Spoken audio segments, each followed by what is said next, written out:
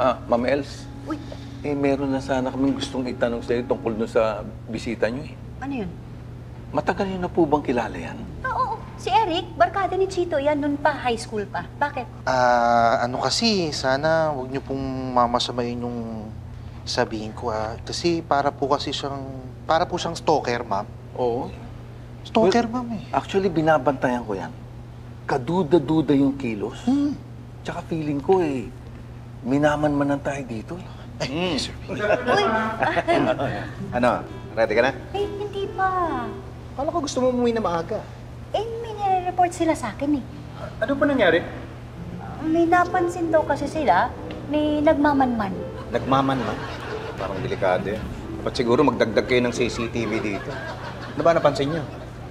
Sir Peps, tungkol kay Eric, napansin kasi namin, mukhang may ini-install. Si Netch. Si Vanessa.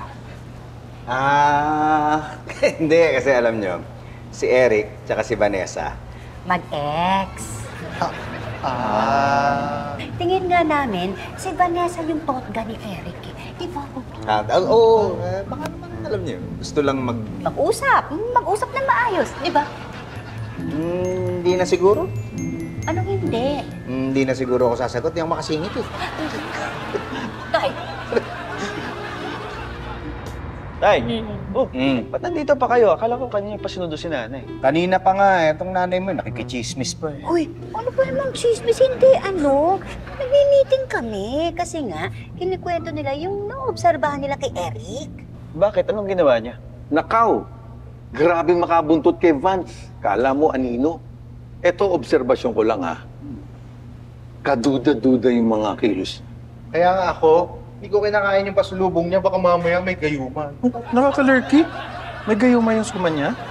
Wait, Gayuma? Like a love potion? Oo, yun. Pero may mga mapabando niya. Parang iba na yung ginagamit.